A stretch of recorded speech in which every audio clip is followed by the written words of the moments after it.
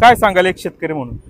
शेतकरी त्यांनी शेतकरी निवास बांधलं, एक शेतकरी तरी कधी तिथं गेलाय का त्या शेतकरी निवास मध्ये? कधी 12 महिने त्याला टाळा डोळ खात पडले, मग ते बांधायचं तरी कशासाठी? हा, शेतकऱ्याचे पैसे सगळे वेस्टेज जातात. शेतकऱ्यांच्या निवासामध्ये शेतकऱ्याला जागा नाही. जागा नाही, शेतकऱ्यांनाच जागा नाही तिथं. आता पाठीमागं पाहू शकतो इतकं मोठं त्यांनी गाळे वगैरे बांधलेले आहेत, कर्तृत्वातून तयार केलेलं आहे. काय सांगाल? अहो बांधले, पण तिथं मुतारीची संडासची सोय नाही, इथं पाणी प्यायची सोय नाही. काळ्यांचा कारभार कसा वाटतो? आता असं पाहिलं तर बरोबर वाटत नाही. म्हणजे तुमचा विरोध आहे. जागा खरेदीच्या बाबत काय म्हणणं आहे? जागा खरेदी करावं त्यांनी, म्हणजे जागा पुरत नाही, अपुरी असेल तर काय हरकत नाही. बर, हो, ठीक आहे. काय सांगाल तुम्ही?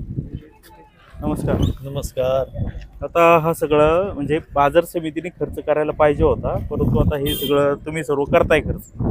आता माऊली शेटनी, संतोषदादांनी, भास्कर शेटनी 4-4 वेळा सांगून किंवा लेखी पत्र देऊन सुद्धा तो होत नाही म्हणल्यानंतर त्यांनी स्वतः मनावरती घेतलेली आहे. उलट त्यांचं सर्व शेतकऱ्यांच्या वतीने जुन्नर तालुक्याच्या त्या ठिकाणी जेवढे शेतकरी येतात मार्केटमध्ये त्या सर्वांच्या वतीने त्या तिन्ही संचालकांचं मनापासून अभिनंदन करतो. बर, आणि मला एक सांगा का बाजार समिती ती 28 कोटीला जागा घेते, 10 एकर घेतली का? चाललंय ना? हा, चाललंय हे ऐकून आहे, पण मुळातच ही 10 एकर जागा आणि 28 कोटी रक्कम ही आमच्या अकलीच्या बाहेरचा कार्यक्रम आहे. ही आतापर्यंत कुठं ऐकलंच नाही. या पुणे, मुंबई, नवीन नवीन शहरामध्ये कदाचित अशा किमती असू शकतात, पण जुन्नर तालुक्यामध्ये एवढ्या चढाची किंमत मला तरी माझ्या 59 वर्षाच्या कालखंडामध्ये कधी मी ऐकलेली नव्हती. आणि ती देऊ नये, कारण त्याचं कारण असं आहे, हा जो पैसा आहे हा तुमचा आमचा सर्व शेतकऱ्यांचा पैसा आहे, हा घामाचा पैसा आहे. तो योग्य पद्धतीनं तो वापरला जावा अशा पद्धतीने शेतकऱ्यांची सगळ्यांची मागणी आहे. काल माजी आमदार अतुल बेनके यांनी असं सांगितलं की त्याबाबत काही हे जे 2 संचालक आहे ते आता जरी तक्रार करत असेल तर आतमध्ये त्यांच्या वेगळ्या बैठका व्हायच्या. नाही, कदाचित तसं असेल तर त्यांच्याकडे पुरावे असतील तर त्यांनी बोलावं ना. आता कसं आहे, कुठली गोष्ट बोलताना जर समजा मी संदीप भाऊंबद्दल जर विरोधात बोलत असेल तर माझ्याकडे तो पुरावा पाहिजे ना. त्यांच्याकडे पुरावा असेल तर त्यांनी सादर करावं ना जनतेला. दूध का दूध, पाणी का पाणी होईल. तसं असेल तर तसं होऊ द्या. आणि आता माऊली शेठ आणि चव्हाण साहेब काय म्हटले, संतोष दादा, समोर बसू ना आपण, ऑन दी रेकॉर्ड होईल.